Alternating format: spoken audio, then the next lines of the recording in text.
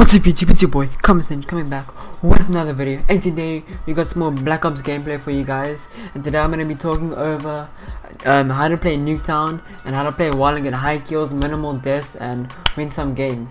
So if you guys are going to enjoy this commentary, I'll take you guys off to the intro. Yeah, I'm looking at the bank statements, I do not want to tell you. Nuts with my gang, you me just a stain, cover on my chain.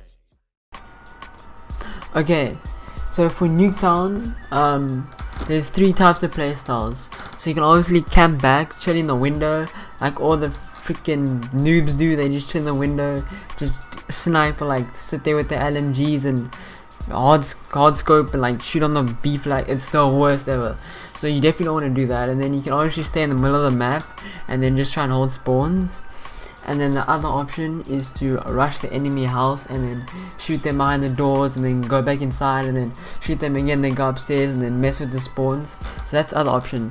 And then like normally you would do that with the SMG, but SMGs are not the best in this game, and obviously assault rifles dominate the game with tacticals and LMGs.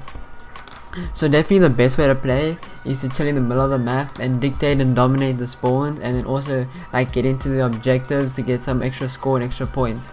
So for Nuketown, what you want to do is you probably want to use like a Titan, which has got like good long range, and you can like get a lot of kills and a lot of ammo from it. Or you can use like an assault rifle like the Maddox or like the Kane or like the Rampart, which is also good long range and also can help when you close range, which is one of the downfalls of the Titan, which is it has a little mobility, which is like bad for rushing. So like you gotta like peek really close to like the buses like I'm doing, so that because like once you shoot you can't really get away because you didn't have like stock, which is also you do have stock, but it's not a necessity on the gun because that's not how I use it. So I'm gonna put up the attachment on the screen. I use the optics I use is the dual zoom because it has like no recoil. In this game I'm using the reflex, but the dual zoom gives the gun like no recoil, so it's pretty much a grip in an optic, which is crazy.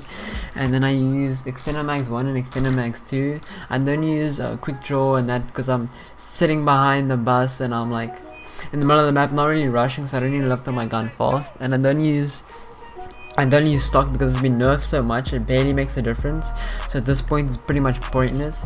So the nice thing about having extended mags 2 is you get 150 bullets, which is crazy. You barely ever need to reload. You need to reload like once a round. It's madness, which is really great because you can hold on keeping suppressing fire, and it's like really good to keep the pressure on and keep on getting more and more kills. So yeah. And the score streaks you would probably run is you can either go like UAV counter UAV and then gunship, like if you wanna get a lot of score from the UAV counter UAV, or you can run like I did here, which is like the starting you get is UAV Hellstorm Chopper, which is like the standard. Or what you can also do is run Thresher, Strike Team, and Attack Chopper. And then for like the real switch you can go like Attack Chopper, Strike Team, and Gunship. So what I normally run is like Attack Chopper, Strike Team, and then I use the Thresher. Like that's like really good because the Thresher the enemy can't shoot it down. So like while they're trying to shoot in your Attack Chopper, the Thresher will take the people down that's trying to shoot there with their launchers or their Titan with the FMJ2. And the Strike Team is also really good for just like having more people on the map to help control the spawns, and then it like also helps you because like they can be around you, and then there's like teammates down the middle of the map, and you can put them in the middle of the map, or you can put them on B flag or on the objective, and they will hold the objective for you if you can't allow your teammates. But in this game I did have like a whole team because I wasn't playing solo, so we really like kept the spawns, and we didn't really die from the back as much, which is like great. It's always good to have like a full team, but if you're playing solos you definitely want to get high streaks to help carry your team because you obviously can't kill like everybody.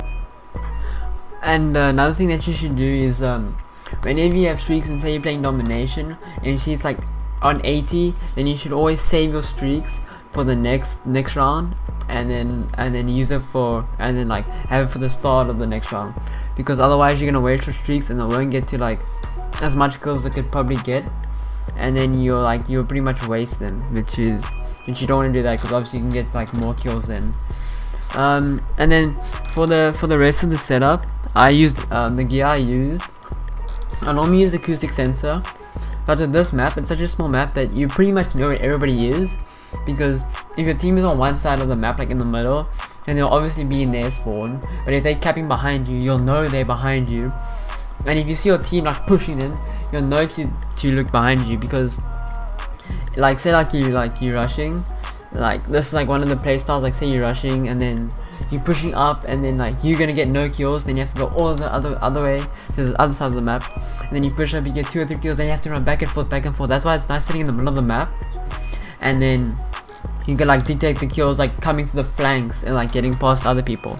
And then like instead of like if you say you come in your own spawn, you could like there's so many angles where you could pick off looking at that window. Like there's people by the car, by the other window, and then people like below, like they can shoot you from every angle, which is like it's really bad. And then also people could rush you and get you from behind by the stairs, and then the spawns could flip on you, and then you just overrun by the whole enemy team, which is like another reason why sitting in the middle of the map and then watching the flag or watching the hard point is a really great way to play.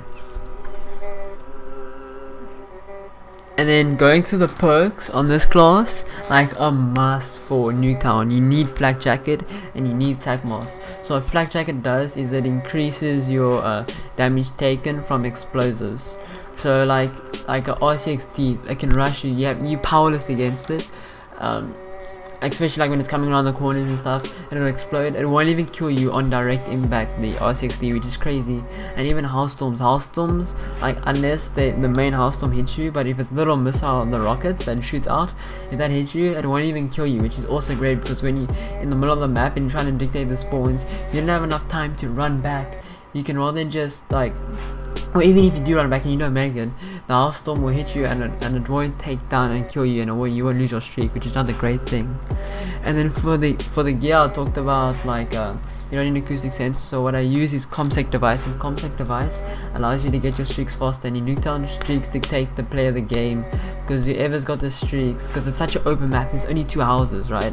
So if you got the streaks and then everybody's running to the house because they don't want to die by the threshold, the attack chopper or the gunship, then you can stay in the house and they'll be running to you, and then you can shoot at them. So that's also another great way to play Nuketown. So yeah, so pretty much you want to sit behind the back of the bus, especially when you're using the Titan like I was using, because you don't have much like mobility. So you just watch the lanes, the left and the right, through the middle by the little hole in the truck, like the little opening there, which is another great spot to look.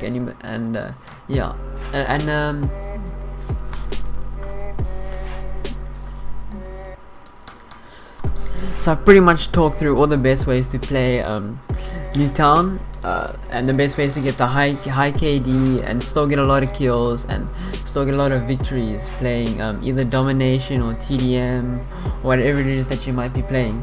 So if you guys enjoyed this little commentary, I'll leave you guys with the last 2-3 minutes of the gameplay. I did go 73-6, so I hope you guys enjoy that.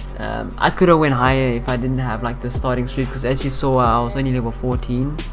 Or if you only see, well, you'll see I'm only level 14, so I could have ran bigger streaks and obviously would have went in like harder.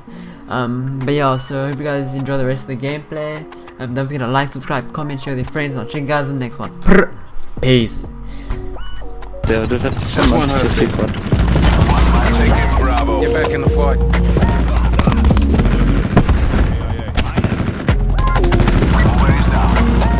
Should we maybe cap B, guys? He's gone. Nah, I like it like this. It's kind of sexy. Taking effective fire. Yeah, we got big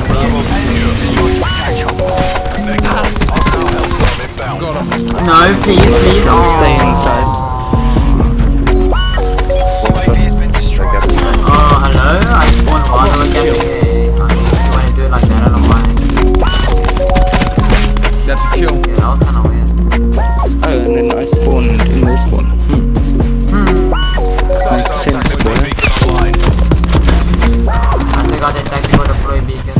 I'm a naughty boy.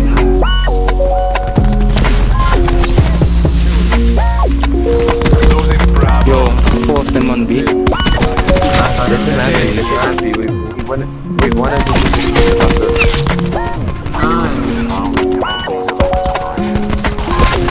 Hostile down.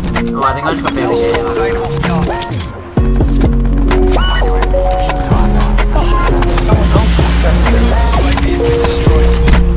Fire breaks on shot.